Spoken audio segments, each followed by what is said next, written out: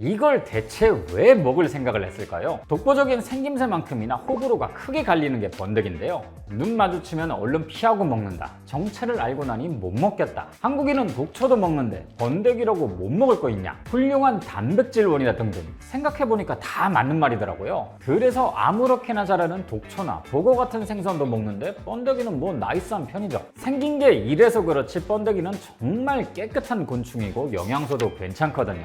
심지어 요즘은 번데기 같은 충식이 미래 식량 자원으로 주목받고 있고요. 대표적으로는 김이 그렇죠. 탄소 저감과 기후 위기의 해결책으로 해초가 주목을 받았던 적이 있는데요. 이때 우리나라의 김과 미역이 엄청나게 팔려나갔거든요. 미래 식량 자원으로 충식이 떠오를 때도 마찬가지였습니다. 우리는 무려 60년대부터 일상적으로 번데기를 먹어왔으니까요. 심지어 우리나라는 인류의 건강 증진을 위해서 희생된 누에의 홀령을 위로하는 재래 행사도 했던 그런 곳입니다. 저는 사실 이 번데기를 굉장히 좋아합니다. 어렸을 때 공원에서 팔던 번데기 정말 많이 먹었거든요. 근데 내심 이건 진짜 대체 왜 먹기 시작한 건지 궁금하긴 하더라고요. 오늘은 이 번데기에 대한 이야기를 한번 해볼까 합니다. 저는 김밥이고요. 제가 오늘 떠먹여드릴 이야기, 다시 주목받는 번데기입니다.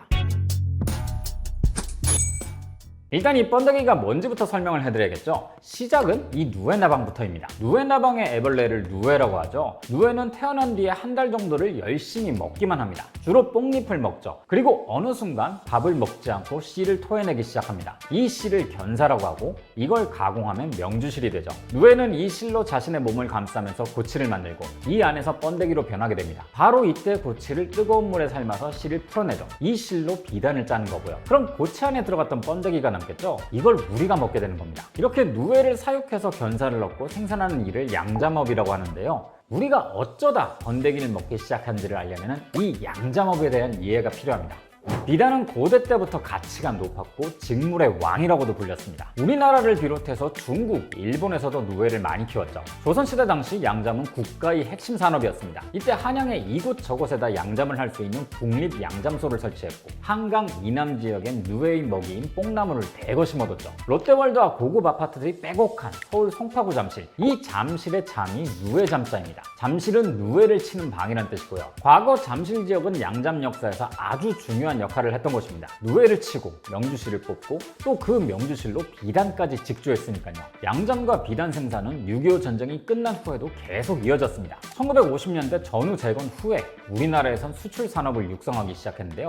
당시 우리나라에서 해외로 가져다 팔 만한 건 광물과 농수산물밖에 없었습니다. 그 중에서 나름 가치가 높았던 게 바로 비단이었죠. 인조 실크라고 불리는 레이온이 비단의 대체품으로 주목을 받긴 했지만 이게 진짜를 따라올 수는 없었습니다. 비단이 가진 그 차르르한 고급스러움은 완전히 다르거든요. 1961년 우리나라 수출 품목에선 생사, 그러니까 삶지 않은 명주실이 3위를 차지했고 이때부터는 국가가 나서서 양잠 산업을 육성하기로 합니다. 이게 생각보다 성공적인 사업이었어요. 61년 생사 수출액이 약 200만 달러 정도였는데요. 70년대 중반에는 무려 3억 6,500만 달러로 증가합니다. 전국의 양잠 농가도 50여만 가구에 이르렀죠. 이게 퀄리티도 나쁘지 않았기 때문에요. 한국이 무려 세계 3대 견직물 생산국으로 이름을 올리게 됩니다. 자, 이런 생사를 많이 팔았다는 건 그 속에 든 번데기도 그만큼 많았다는 뜻이잖아요. 이 번데기를 대체 어떻게 처리해야 할까? 이게 나름 양잠 농가의 숙제였습니다. 사실 농가에서는 그 이전부터 번데기를 먹어오긴 했었고 요리법이 아름아름 퍼지긴 했죠.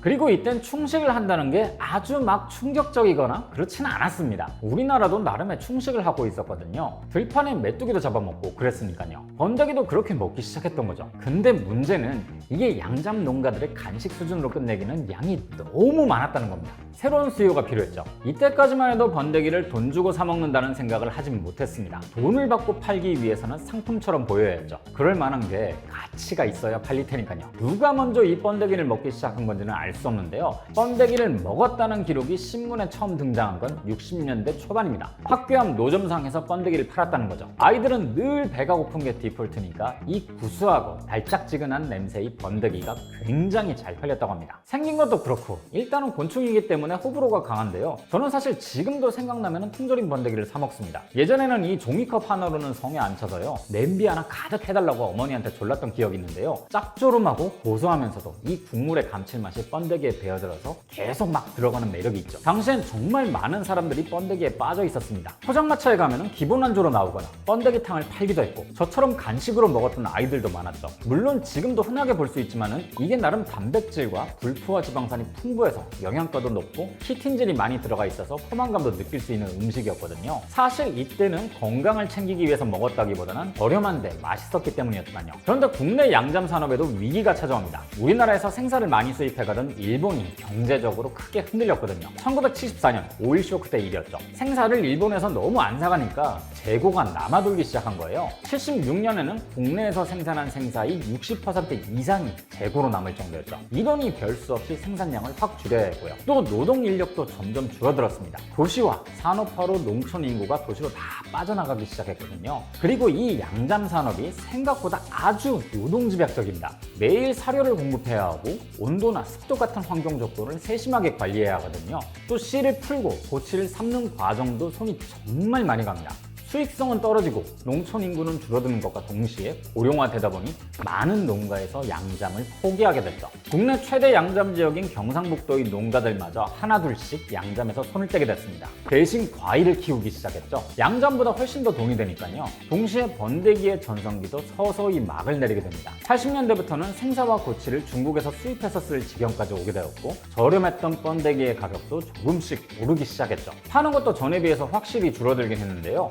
그래도 찾아 먹는 사람은 꾸준히 있습니다. 지금도 매년 3,000톤 정도의 번데기를 수입하는데요. 이 정도 양이면 고정적인 수요층은 있다는 거거든요. 번데기는 이전까지는 일종의 스트리트푸드였는데요. 이때부터는 슈퍼나 마트에서 볼 수 있게 됐습니다. 통조림으로 만들어 팔기 시작했으니까요. 이게 우리나라가 못 살던 시절부터 길거리에서 팔았던 음식이기도 하고 생김새 때문에 위생적이지 않을 것 같다는 선입견이 있는데요. 사실은 번데기는 정말 깨끗한 음식입니다. 누에는 워낙 예민하기 때문에 깨끗한 환경에서만 살 수 있거든요. 담배 용기에도 쉽게 죽고 주변에 농약이라도 쳤다 하면 그냥 죽어버리는 게 번데기입니다. 그리고 누에가 짓는 생사의 품질을 위해서라도 최상급의 똥님만 먹이고 있죠. 요즘엔 다들 통조림으로 드시다 보니까 길거리 번데기 같은 위생 관련 문제는 거의 일어나지 않습니다. 번데기 통조림 산업 역시 체계적이고 엄격하게 관리되고 있고요. 현재 식품의약품안전처에서 인정한 식용곤충은 총 10종입니다. 풀무치, 벼메뚜기, 누에유충, 갈색 거저리, 쌍별 귀뚜라미, 장수풍뎅이 등등. 이것도 야생에서 채집하는 것이 아니라 안전한 시설에서 사육되는 것만 먹을 수가 있는데요. 이 중에서는 번데기가 압도적으로 많이 쓰이고 있습니다. 현재 가장 많이 팔리는 번데기 통조림은 유동 번데기인데요. 여긴 90년대부터 번데기 통조림을 만들어 왔고 현재 번데기 통조림 업계 시장 점유율 80% 이상을 차지하고 있죠. 앞에서 잠깐 언급했지만은 번데기의 영양 성분에 대한 이야기를 조금만 더 해볼까 하는데요. 최근 번데기는 단순히 추억 속 간식으로만 소비되고 있는 것 같진 않습니다. 생각보다 풍부한 영양소를 가지고 있기 때문에 식단하시는 분들이 드시기도 하더라고요. 유동 번데기 통조림을 기준으로 보면은 100g당 단백질이 10g 정도입니다. 같은 무게의 닭가슴살과 비교하면 적게 느껴질 수 있는데요. 불포화 지방산이 풍부하고 칼슘, 철분, 아연 같은 미네랄이 풍부하기 때문에 닭가슴살에 없는 다양한 영양소들이 많죠. 육류에서 주로 발견되는 동물성 영양소인 비타민 B12가 번데기에도 함유되어 있기 때문에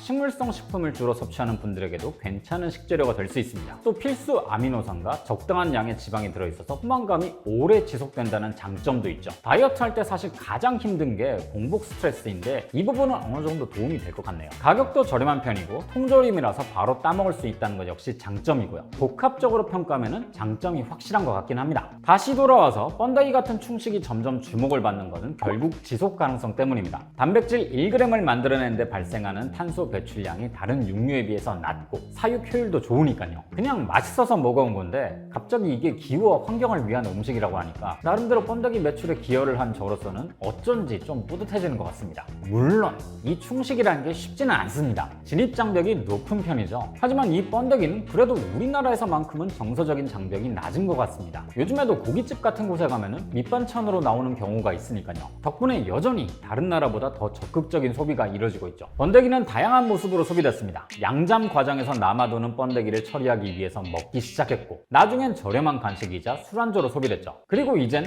환경과 지속 가능성을 상징하는 식품으로 각광받고 있고요. 참 이런 걸 보면은 음식은 시대와 문화, 사회적 맥락 속에서 끊임없이 재창조된다는 게 신기하기도 한 것 같습니다. 저는 사실 이번 편을 준비하면서 번데기 영상들을 보다 보니까 침샘이 막 자극됐었는데요. 오늘은 그런 의미에서 저도 집에 가서 얼큰한 번데기탕에 소주 한잔 해야 될 것 같습니다. 혹시나 저처럼 번데기를 좋아하시는 분들이 계시다면 댓글로 함께 호들갑을 좀 떨어봐도 괜찮을 것 같네요. 그럼 저는 다음 주에 다시 뵙겠습니다.